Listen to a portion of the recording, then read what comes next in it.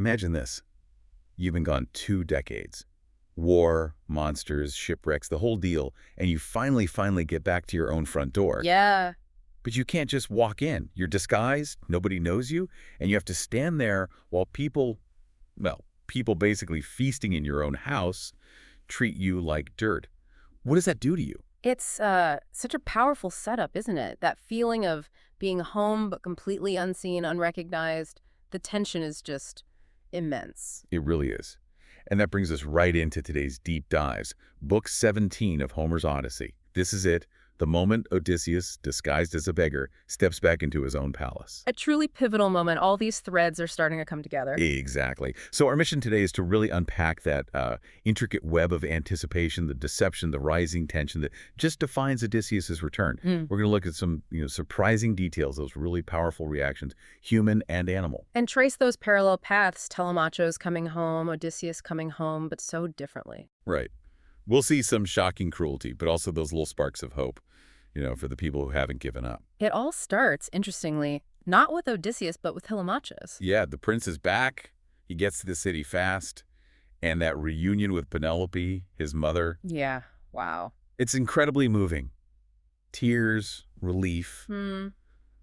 She's just clinging to him. But he immediately tells her, don't weep, don't stir up more sorrow, basically. He's concerned about her bitter lamentation. And it's more than just comforting her, isn't it? He tells her to go pray, make these huge sacrifices, complete hecatombs if Zeus grants them requital. Which sounds pious, but it's really hinting at something bigger. Absolutely. It suggests he's got vengeance on his mind. Yeah. He's come back with a purpose, not just news.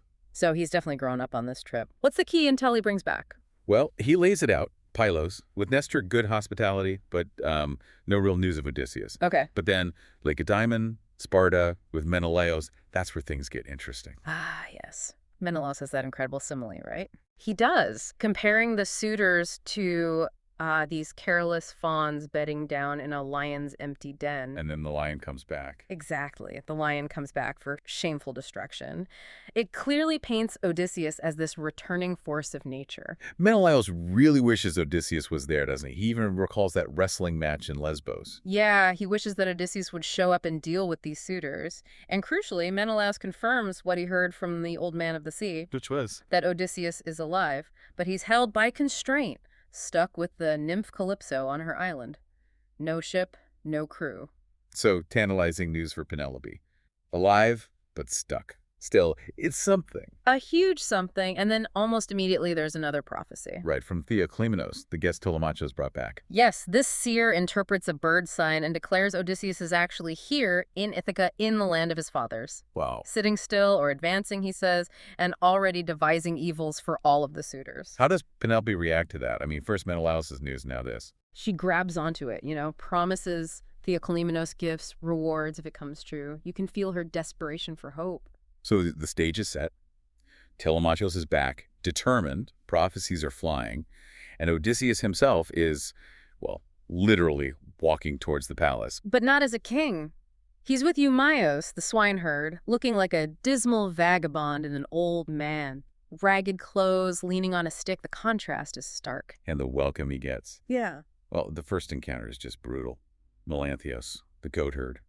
Melanthios. He comes out aggressive, full of these curses, overbearing and shameful. What does he say? I remember it being particularly nasty. Oh, yeah. Calls Odysseus a rascal, a bothersome beggar, someone who spoils the fun of the feasting, even suggests he should be forced into labor somewhere far away. Just pure contempt. And doesn't he physically attack him too? He does. He recklessly lashed out with his heel to the hip, kicks him as he walks past. Shocking. Shows the absolute breakdown of order and respect in the household. But Odysseus, yeah, he just takes it. He stands unshaken, thinks about maybe cracking Melanthios' skull, but holds back. Keeps it all inside him. That level of control. It's not the Odysseus we saw at Troy, maybe. What's changed? It's profound, isn't it? He's learned patience, strategy. He knows revealing himself now or lashing out would ruin everything. He has to endure this humiliation for the bigger prize. And Eumaeus is right there, loyal as ever. Absolutely. Eumaeus curses Melanthios right back, prays to the nymphs for Odysseus' return so he can punish this guy's arrogance. And Melanthius just doubles down with insults against Telemachos and Odysseus. Yeah. Really shows his character. It draws a clear line in the sand. Loyalty versus betrayal. And that leads us to the palace gate and maybe one of the saddest moments in the whole epic. Odysseus sees his house, recognizes it, hears the party inside, but Then he sees Argos, his old He- hunting dog, Oh, Argos. It's just, yeah. lying on a dung heap, covered in ticks, completely neglected. 20 years he's waited. But he recognizes Odysseus. Instantly, wags his tail, drops his ears, but he's too old, too weak to even get up and go to him. And Odysseus sees this. He sees it, and he has to turn away, secretly wipe to tear away, so Eumaeus doesn't notice. The hero who faced the Cyclops is weeping for his dog. It's incredibly powerful.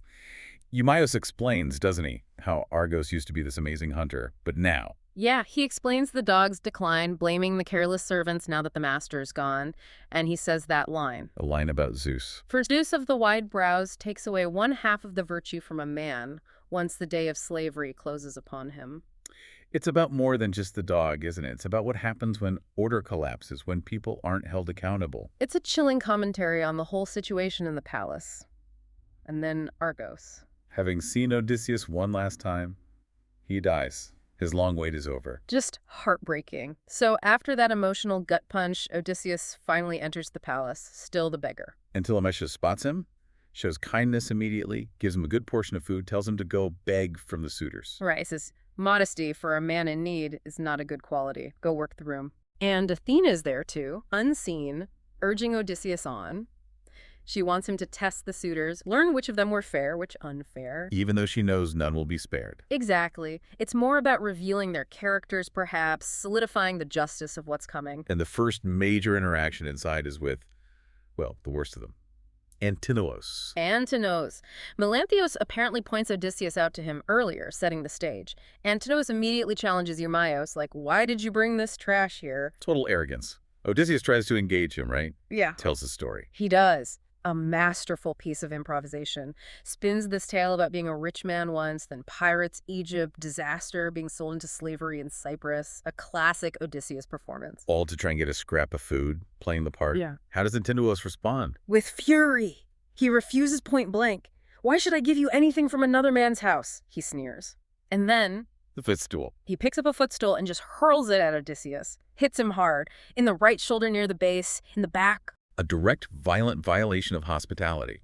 In Odysseus' own hall. Absolutely. It's outrageous. But again, Odysseus' reaction is key. He stands steady as a rock, doesn't fall, doesn't retaliate physically. But inside. Inside, he's shaking his head in silence, deeply devising evils. He's logging this. The rage is building, but it's controlled, strategic. He does curse him publicly, though. Yeah. Prays Antinous meets his doom before his wedding day. He does. And interestingly, the other suitors get nervous. Yeah. Why? They muttered that this beggar might be a god in disguise. You know, gods wander the earth testing mortals. They're worried Antinous has crossed a line that could bring divine wrath down on all of them. So even they have some sense of propriety, or at least fear. Antinous seems completely reckless. Utterly. And news of this violence travels fast within the palace. Penelope hears about it. How does she react? She is furious. Hears the stranger was struck in her own halls and wishes aloud, "Thus, I pray, may the archer Apollo strike at the striker." She calls Antinous out specifically, compares him to Black Death. Strong words. Shows her own sense of justice hasn't faded. Not at all, and it makes her want to talk to the stranger. She tells Eumaeus to bring him to her. She thinks maybe, just maybe, this widely wandered man might have heard something about Odysseus. She has this intuition about him. Yes. And Eumaeus, who's actually spent time listening to Odysseus's disguised stories back at the farm, gives him a glowing review. What does he say? He compares the stranger's storytelling to a singer, someone who can charm out the dear heart within you.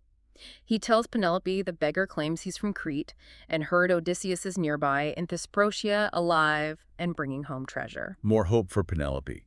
It must be almost unbearable. Absolutely. And then right on cue, Telemachos lets out this huge sneeze. A sneeze. Yeah, sneezes amain, the text says.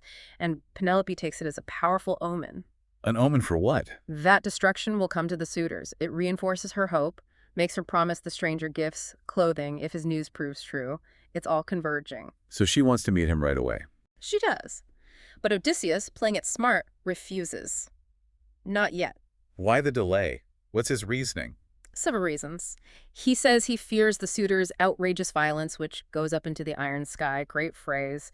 He doesn't want another footstool incident, basically. Makes sense. He also suggests waiting until sunset, maybe meeting by the firelight. Partly practical, given his wretched clothes, but mostly strategic.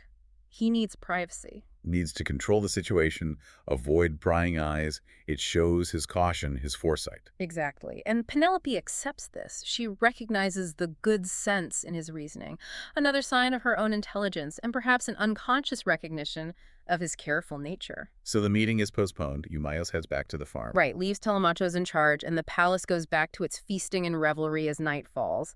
But the pieces are all moving into place. What a day. So much happens.